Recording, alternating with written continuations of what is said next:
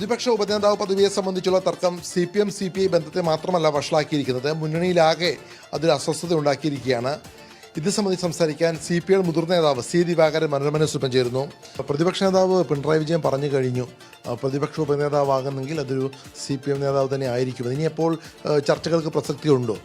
ഇല്ല, ഈ അദ്ദേഹം ഇത് അവസാന വാക്ക് പറയാൻ ആരാണ്?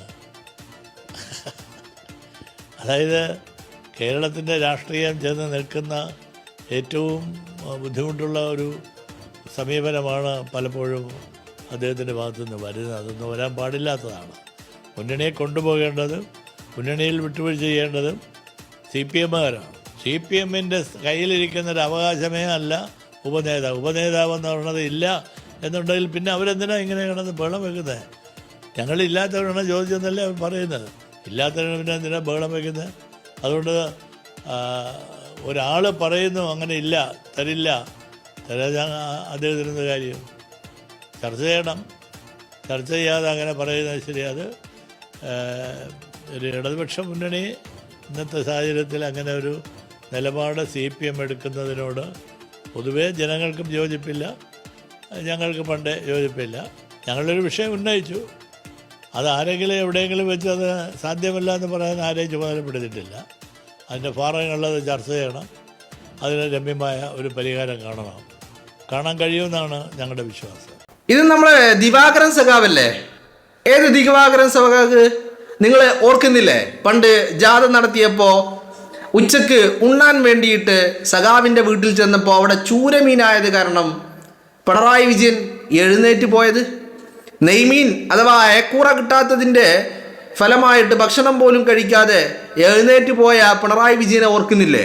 അന്ന് പിണറായി വിജയനൊപ്പം ഉണ്ണാൻ പോയ മറ്റൊരു വ്യക്തിയാണ് ഈ ദിവാകരൻ സഖാവ്.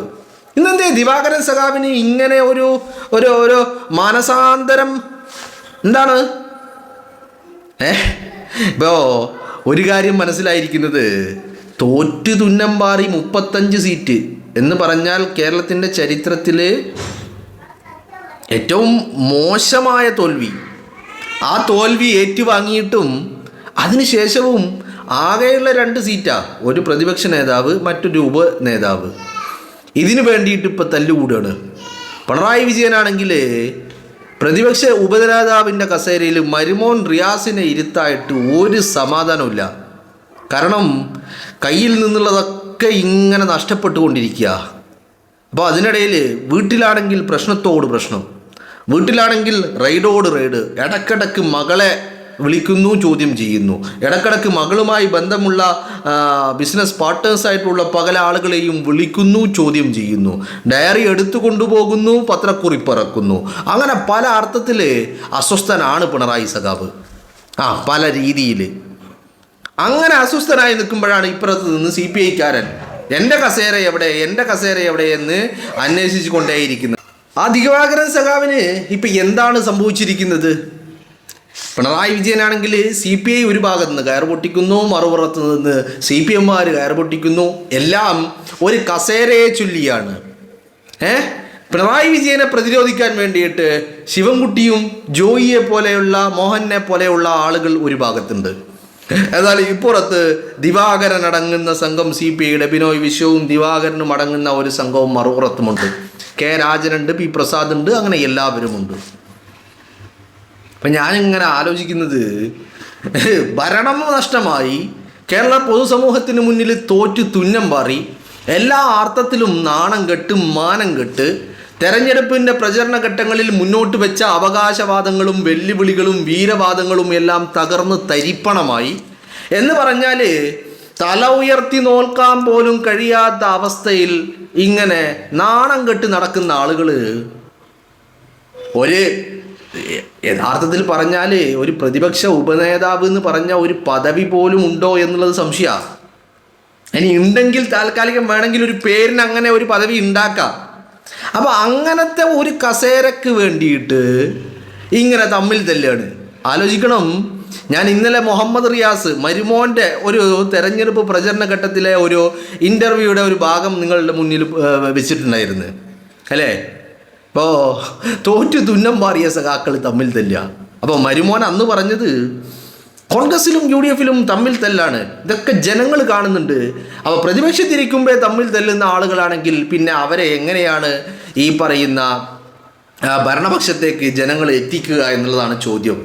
അപ്പോൾ യഥാർത്ഥത്തിൽ തമ്മിൽ തല്ലുണ്ടായിരുന്നത് എവിടെയാ? തമ്മിൽ തല്ലുണ്ടായിരുന്നത് ക്യാബിനറ്റിനകത്തായിരുന്നു. ആ ഉണ്ടായിരുന്നത് അന്നല്ലെങ്കിൽ പുറത്ത് വരാതിരുന്നത്, അന്ന് അടക്കി പിടിച്ചിരുന്നത്, അതൊക്കെ എല്ലാം കൂടി ഇന്ന് പുറത്തേക്ക് വരികയാണ്. ഇന്ന് അതൊക്കെ ഇങ്ങനെ ഓരോന്നോരോന്നായിട്ട് പുറത്തേക്ക് വന്നുകൊണ്ടിരിക്കുക. അപ്പോൾ അതിൻ്റെ ഒരു അസ്വസ്ഥതയിലാണ് ആരുള്ളത്? CPM ഉള്ളത്, പിണറായി വിജയനുള്ളത്. യഥാർത്ഥത്തിൽ ഞാൻ പറയുന്നത് CPI-കാരൻ എന്താ ചെയ്യേണ്ടതെന്ന് വെച്ചാൽ, ഓൾറെഡി നിങ്ങൾക്ക് ഒരു വഴിയില്ല എന്ന് പറഞ്ഞാൽ, നിങ്ങൾ ഇപ്പോൾ അവിടെ നിന്നതുകൊണ്ട് ഇപ്പോൾ 2-3 ആളുകളുടെ കാലാവധി തീരാൻ പോവുക. അതിൽ ഒന്ന് ജോൺ ബിട്ടാസാണ്, പിന്നൊന്ന് നിങ്ങളുടെ CPI-യുടെ MP ആയിട്ടുള്ള സന്തോഷ് കുമാറിൻ്റെതാണെന്നാണ് തോന്നുന്നത്, അതാണ്. പിന്നെ ഒരാളെന്ന് പറയുന്നത് മുസ്ലിം ലീഗിൻ്റെ രാജ്യസഭാ അംഗം അബ്ദുൽ വഹാബിൻ്റെതാണ്. അപ്പോൾ ഈ കാലാവധി തീരുമ്പോൾ CPI ഇപ്പോൾ വിചാരിച്ചാൽ ഈ LDF വിട്ട് കഴിഞ്ഞാൽ, ഇപ്പുറത്ത് വന്നു കഴിഞ്ഞാൽ ഉറപ്പായിട്ടും ആ ഒരു രാജ്യസഭാ അംഗത്തിനെങ്കിലും വിജയിപ്പിച്ചെടുക്കാൻ കഴിയും. കാരണം ഇപ്പോൾ 36 നമ്പർ എന്ന് പറയുന്നത്. ആ 36-ൽ നിന്ന് ആ 36 എന്ന് പറയുന്ന നമ്പർ എന്തായാലും LDF-നില്ല. അപ്പോൾ CPI വന്ന് ഇപ്പുറത്ത് നിന്ന് കഴിഞ്ഞാൽ 36 + 36 + 36 UDF-ന് 102 സീറ്റുണ്ട് അല്ലേ? 102 സീറ്റിൽ 2 ആൾക്കാരെ വിജയിച്ചെടുക്കാൻ കഴിയും. എന്നാലും അടുത്ത 36 തികയ്ക്കാൻ വളരെ കുറഞ്ഞ ആളുകളുടെ കുറവേ ഉണ്ടാവുള്ളൂ. കാരണം 72-ൽ നിന്ന് 36 പോയി കഴിഞ്ഞാൽ പിന്നെയുള്ളത് 102-ൽ നിന്ന് 72 പോയി കഴിഞ്ഞാൽ പിന്നെയുള്ളത് വെറും 30 സീറ്റ് മാത്രമാണ്. അപ്പോൾ ആ 30 അംഗങ്ങളെ വെച്ച് മറ്റു ഒരാളെ കൂടി UDF-ന് എന്തായാലും ഉണ്ടാക്കിയെടുക്കാൻ ബുദ്ധിമുട്ടാണ്. അങ്ങനെയുള്ള ഒരു സാഹചര്യത്തിൽ CPI-കാരന് കൂടി ഇപ്പുറം വന്നു കഴിഞ്ഞാൽ നിങ്ങൾക്ക് വേണമെങ്കിൽ ആ ഒരു രാജ്യസഭാ അംഗത്തെ ചോദിച്ചു വാങ്ങാൻ കഴിയും. അപ്പോൾ അതിലൂടെ നിങ്ങൾക്കൊരംഗത്തെ ഉണ്ടാക്കിയെടുക്കാനും സാധിക്കും എന്നുള്ളതാണ് ഞാൻ മനസ്സിലാക്കുന്നത്. അപ്പോൾ CPI-കാരൻ കുറച്ച് ബുദ്ധിപരമായിട്ട് നീങ്ങിയാൽ ഒരു ചാൻസാണ്. ഇപ്പുറത്ത് വന്ന് എന്തെങ്കിലുമൊക്കെ ഇപ്പോൾ അവിടെ കിട്ടാൻ പോകുന്ന ഒരു പ്രതിപക്ഷ ഉപനേതാവിൻ്റെയാണ്, അത് വേണ്ടെന്ന് വെച്ച് ഇപ്പുറത്ത് വന്നു കഴിഞ്ഞാൽ കൃത്യമായിട്ട് എന്തെങ്കിലുമൊക്കെ ഒരു ഉപകാരം ഉണ്ടാക്കിയെടുക്കാൻ നിങ്ങളെ കൊണ്ട് സാധിക്കും എന്ന് തന്നെയാണ് ഞാൻ മനസ്സിലാക്കുന്നത്. അപ്പോൾ വേണമെങ്കിൽ വരാം, കാരണം ഇങ്ങനെ ഒരു ചാൻസ് പിന്നീട് കിട്ടൂല. ഇപ്പോൾ ഉള്ള MP-മാരെ കാലാവധി ഇപ്പോൾ ഒരാളത് ഇപ്പോൾ 2027 ഏപ്രിലിൽ 3 പേര് കഴിയുന്നുണ്ട്. ഒരാൾ CPM ആണ്, ഒരാൾ CPI ആണ്, ഒരാൾ മുസ്ലിം ലീഗുകാരനാണ്. അപ്പോൾ ഈ പറയുന്ന മുസ്ലിം ലീഗും കോൺഗ്രസും എന്താണെങ്കിലും 2 പേരെ അങ്ങോട്ട് എത്തിക്കും. മൂന്നാമതൊരാളെ എത്തിക്കാൻ ഒരു 6 ആളെ കുറവുണ്ട്. ഇപ്പുറം വന്നു നിന്നാൽ നിങ്ങൾക്ക് വേണമെങ്കിൽ നിങ്ങളുടെ കൂട്ടത്തിൽ നിന്ന് ഒരാളെ അങ്ങോട്ട് എത്തിക്കാൻ കഴിയും. അപ്പോൾ ബുദ്ധിപരമായിട്ട് CPI-കാരൻ, കാരണം നിങ്ങളോട് കുറച്ച് കാലമായിട്ട് സഖാക്കളായ CPM-കാർക്ക് വലിയ ഒരു മതിപ്പൊന്നുമില്ല. ആ മതിപ്പ് നഷ്ടപ്പെട്ടിട്ട് കുറച്ച് കാലമായിട്ടുണ്ട്. ഇപ്പോൾ കഴിഞ്ഞ ക്യാബിനറ്റിലും ഒക്കെ നിങ്ങളെ ഉൾപ്പെടുത്തിയെങ്കിലും നിങ്ങൾക്ക് അവിടെ ക്യാബിനറ്റിൽ ഉള്ള ഒരാളിരിക്കുന്ന കസേരയുടെ ഒരു വാല്യൂ പോലും പിണറായി വിജയൻ കൽപ്പിച്ചിട്ടുണ്ടായിരുന്നില്ല. അപ്പോൾ ഇപ്പോൾ ഏറ്റവും ബെസ്റ്റ് വഴി എന്താണെന്ന് പറഞ്ഞാൽ ഇപ്പുറത്ത് വന്നു കഴിഞ്ഞാൽ എന്തെങ്കിലുമൊക്കെ ചെയ്യാൻ കഴിയും എന്നുള്ളതാണ്. അപ്പോൾ അതിന് നിങ്ങളെന്താക്കണം? CPI-കാരൻ ഒന്ന് മനസ്സിരുത്തിയിട്ട് ഒന്ന് വിവേകത്തോടു കൂടി ശാന്തമായിട്ട് ആലോചിച്ച് ചിന്തിച്ച് തീരുമാനമെടുത്താൽ അത് ഒരു ഉപകാരമായി മാറുമെന്നുള്ളതാണ് എൻ്റെ ഒരു അഭിപ്രായം. അല്ലെങ്കിൽ വലിയ രീതിയിൽ അത് നഷ്ടങ്ങൾ ഉണ്ടാക്കും. അപ്പോൾ എന്താണെന്ന് വെച്ചാൽ നിങ്ങൾ തീരുമാനിക്കുക.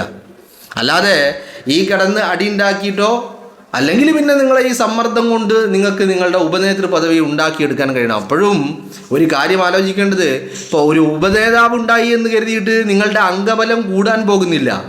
മറിച്ച് ഇപ്പുറം വന്നു കഴിഞ്ഞാൽ നിങ്ങൾക്കൊരു രാജ്യസഭാ MP എങ്കിലും നേട്ടമുണ്ടാക്കാൻ കഴിയും. അപ്പോൾ അങ്ങനെ ഉണ്ടായിക്കഴിഞ്ഞാൽ അതും വലിയ അർത്ഥത്തിൽ നിങ്ങൾക്ക് ലാഭകരമാണ്. ഇപ്പം എന്താ വേണ്ടതെന്ന് നിങ്ങൾ MN സ്മാരകത്തിൽ ഇരുന്നിട്ട് ബിനോയ് വിശ്വം കുട്ടികളും കൂടി ഒന്ന് ആലോചിച്ച് തീരുമാനമെടുക്കി. വെറുതെ ഈ ആട്ടും തുപ്പും കേട്ട് അവിടെ നിൽക്കേണ്ട വല്ല കാര്യമുണ്ടോ? അപ്പോൾ അതിലും നല്ലത് ഇപ്പം ഇന്നലെ മോഹനം പറഞ്ഞത് ഒരു ഒറ്റക്ക് നിന്നാൽ 5000 വോട്ട് പോലും നിങ്ങൾക്ക് കിട്ടില്ല എന്നാ. അപ്പം അങ്ങനെ ഈ ആട്ടും തൂപ്പും അപമാനവും പരിഹാസവും പരമ പുച്ഛമൊക്കെ കേട്ടുകൊണ്ട് സഹിച്ചുകൊണ്ട് അവിടെ നിൽക്കേണ്ട വല്ല കാര്യമുണ്ടോ? ഇപ്പുറത്ത് വന്നാൽ നേട്ടങ്ങൾ ഉണ്ടാക്കാൻ കഴിയുമെന്ന് നിങ്ങൾക്ക് തന്നെ അറിയാം. കാരണം ഭരണമുണ്ട്, ഇനിയും 5 വർഷം ഇനിയും ബാക്കി കിടക്കുകയാണ്. ഇതൊക്കെ ഉണ്ടാകുമ്പോൾ ഇപ്പുറം വന്നു കഴിഞ്ഞാൽ അതിൻ്റെതായ നേട്ടങ്ങൾക്ക് നിങ്ങൾക്ക് ഉണ്ടാകും. അപ്പോൾ ആ കാര്യത്തിൽ തർക്കമൊന്നും വേണ്ട. അപ്പോൾ അതുകൊണ്ട് ബുദ്ധിപരമായിട്ട് ചിന്തിക്കൂ, പ്രവർത്തിക്കൂ CPI ക്കാരാ. വെറുതെ ആട്ടും തുപ്പും കേൾക്കാനായിട്ട് അവിടെ നിൽക്കേണ്ട കാര്യമില്ല.